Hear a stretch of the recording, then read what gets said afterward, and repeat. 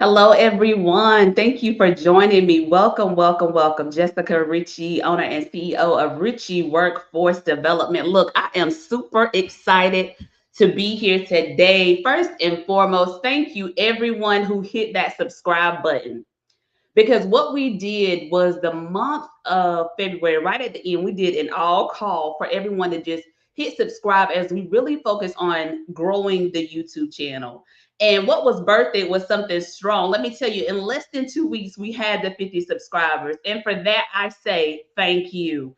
And as a special thank you, in honor of Women's History Month, I had the honor to celebrate women who are building. And let me tell you, today's guest does just that. And I am so excited to have her here today. So I'm going to introduce her bio. Then she's going to join us on stage. But all I can say is get ready. Today, our guest, Megan Eiland, is the owner and CEO of The Wealthy Space. Megan is a trusted administrative and strategic partner with over 17 years of executive level support experience and nearly a decade of consulting work helping organizations grow with structure and with clarity. Before launching her firm, Megan spent 17 years, let me say that again, 17 years, directing, supporting a major nonprofit organization where she helped manage operations, coordinate teams, and keep leadership aligned with organizational goals. Today, Megan supports small businesses, nonprofits, and government contractors with administrative project management, grant and proposal writing, strategic development, and compliance reports. She also has successfully helped over 50 organizations navigate initiatives like the 501c3 registration, minority certifications, and government contracting readiness. Megan is passionate about helping mission driven organizations build strong operational foundations so they can grow and serve their communities effectively. Please help me welcome Megan to the stage. Jessica, Welcome, Megan. Welcome. So happy to have you. thank you. It's an honor and a privilege just to be here. Thank you so much for inviting me. I'm super excited to be here today. Yes, yes, Megan. For those meeting you for the first time, tell us a little bit about the wealthy space and the work that you do. All right. The Wealthy Space is a consulting firm in Atlanta, Georgia, and we want to focus on business development, government contracting readiness, and income protection. And with that, we want to make sure organizations are prepared, they're ready, and aligned to meet their daily goals for the organization. Yes, come on. I love it how you said daily goals for the organization, right? Because that can be a lot. And I love what you said and how you said it. When you think about too, you spent 17 years, right? Because I had to say that number again, because 17 years is a long time to be consistent in something, to be perfecting that. Working inside a nonprofit organization, what did that experience teach you? Like the power when we talk about a nonprofit, what did that teach you? It taught me how to serve. My Mm. background, my beginning came from church. I grew up in the church. My grandparents were pastors, and I grew up serving. I grew up learning how to do things administratively. I watched my mother and her siblings do things, organize events, services, things of that nature. And as I grew older, I took on those same values. I began to do as they did. And literally, as I got older, it's just something that's just in you when you learn how to serve. And that actually goes along with being the power of a nonprofit, learning how to serve others. Ooh, yes, yes, yes. That's so good. Like it's so good and it's so needed as well. And I hear a lot of times many people feel called to start a nonprofit, right? But what do you think or would you say people misunderstand the most about running a nonprofit?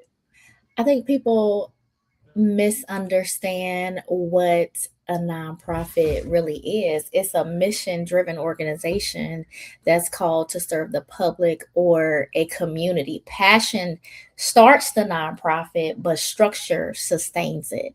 So a lot Mm, of people have this great idea that they want to bring something together and get it done, but they lack the structure and the organization to keep it going far beyond the time that they're going to implement. That's good. That's good. Woo. So, and even taking that a step deeper, right? Because we talked about structure, and I love compliance. Because working in the first 10 years of my industry in banking, compliance was such a big thing. Structure and compliance are what come to mind. So, what are the first steps you would say someone should take if they're thinking about starting a nonprofit that you would recommend? If you're thinking about starting a nonprofit, one of the main things you want to define is, what is your mission? What is your mission? Who are you serving?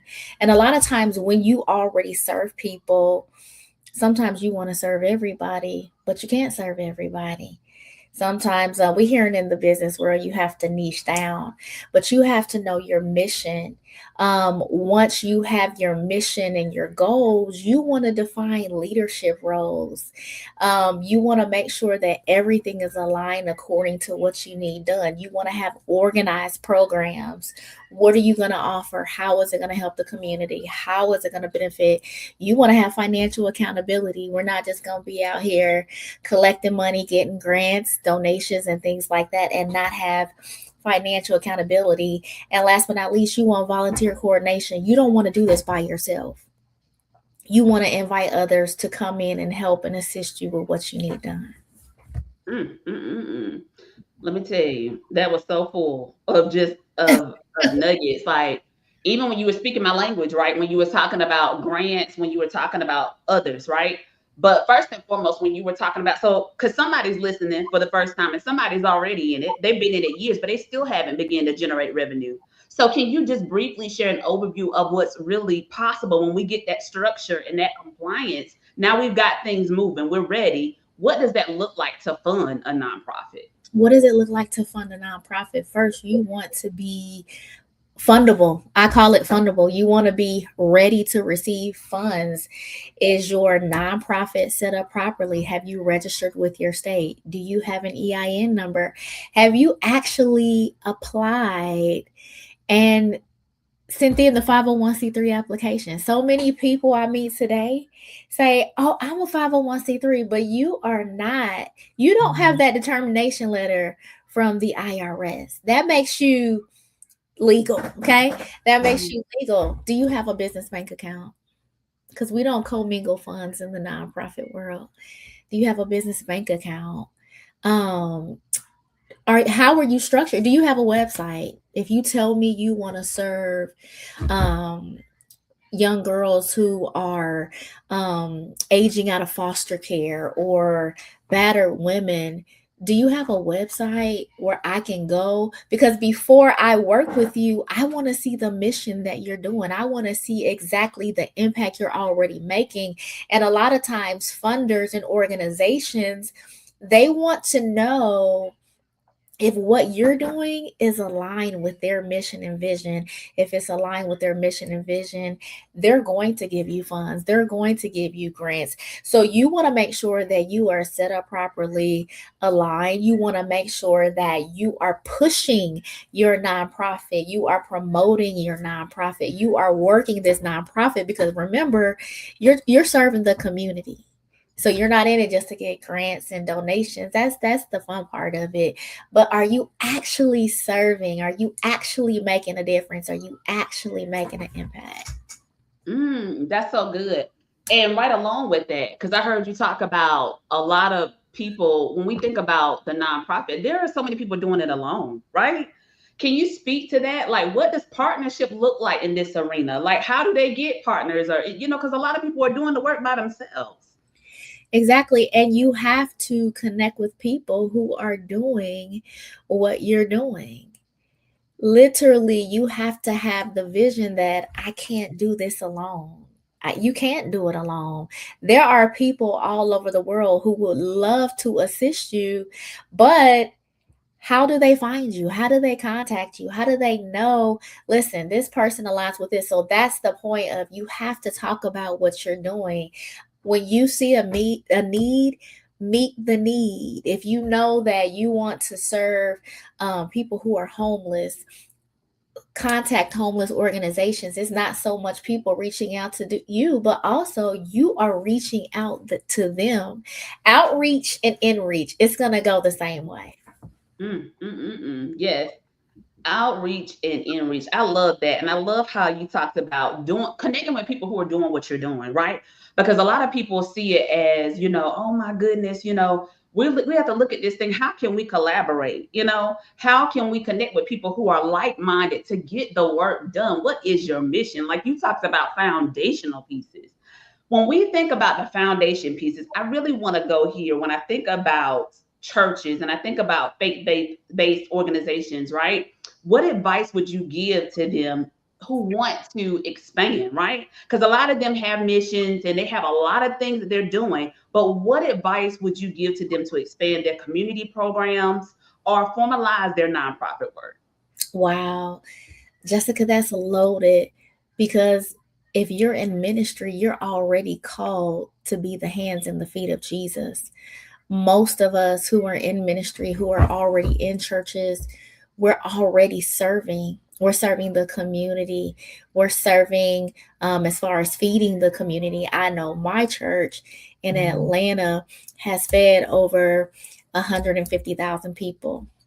They've been able to provide cars and Mm, scholarships and things of that nature. So when it comes to ministry, we have the idea, we mhm. have the right concept. We just have to structure it so that it's geared more towards community. And guess what? In reach again, we'll be able to help the people within, but we have to structure it so that we are going to help the community. Your women's ministry is not just for the women of your church. It's women walking up and down the streets of your church, in the neighborhood of your church, women in your church know that can benefit. And so you shift from just this is women's ministry to women's mentorships, things that the community can benefit from. This is so good. This is so good. And as we talk about this, right? Talk about some of your wins that you've had in this space that you've been able to help organizations and churches do. Like, come on, tell me about it because you've been building. Oh wow. I've God has blessed me to meet some phenomenal individuals who have vision. And I don't mean just great vision. I mean like God-given vision. And I was able to recently connect with a young lady who was able to open up an academy to teach young students how to perform CPR. You think this age, everyone knows how to perform CPR, but they don't. So at the age of Mhm. 5 and 6, children are learning through a health academy. They're going to health academies at 5, 6, 7, and 8 to learn how to react in emergency situations. Here recently, I was able to assist another young lady with a beauty school. And you would think, now, wait a minute, a beauty school as a nonprofit? Guess what? Absolutely. Some people, some young people in underserved communities, they don't have access to go to beauty school. They don't Mhm. have access to learn a trade to kind of help them get ahead. And she was able to open one, offer scholarships, and allow them to go for free because guess what? Donations and organizations funded the entire program. All the young people had to do was enroll and show up, and they got a certificate. Wow, wow, that is so powerful, so powerful. And it's so needed. So I appreciate the work that you do. And even as we think about this series, right? As we come to a close, but as we think about this series, because I knew this time was gonna fly, women who build, right? What does it mean to you to be a woman who builds? A woman who builds. What it means to me, I am building by becoming what I didn't have. And for me, that means being to others what I didn't have, what I lacked. My nonprofit, Single Mom, the CEO, it helps single moms in a way where they are trained to become entrepreneurs and they're trained in other areas of business development. I want to give someone else what I didn't have. I'm always going to build and encourage the next woman. Ooh, yes, yes, yes. I love it. So before we close, can you share one encouraging word for that nonprofit leader who may be listening, a church leader who may be listening, and mission driven founder who really they feel this call to serve, right? Can you just encourage them today? Oh, wow. If I can encourage you with anything, I want the leader, the visionary, the one who has a desire in their heart. I want you to know that someone is waiting on you to make a change. That means that they might not ever get what they need until you do what God put in your heart to do. Someone is hanging on because they need what you have. And if they need what you have, just know God has given you the strength and through Him the power to get it done. Woo, come on now. I'm like, one of my favorite sayings is with over 7.3 billion people in the world, somebody can use what you have. And I think a lot of times we're so caught up in our current circles, like people we know, and God's like, I'm bigger than that. Come on, keep coming, keep coming, keep coming, so that they can get what you need. And just like you sharing your voice here today, people need what you have. And I appreciate you, how you show up so authentically in this space. Please tell people how they can connect with you. You can connect with me on social media. My name is Megan Eiland, and it's on the bottom of the screen, Meganeiland. You can go to thewealthyspace.com, www.thewealthyspace.com. I can't wait to connect with you. Yes, yes, be sure to connect with Megan. So thank you again, Megan, for such a powerful conversation. This exactly is what is needed, because I'm telling you, this is what it means to be a woman who builds. And everything that you highlighted here today, I really appreciate it.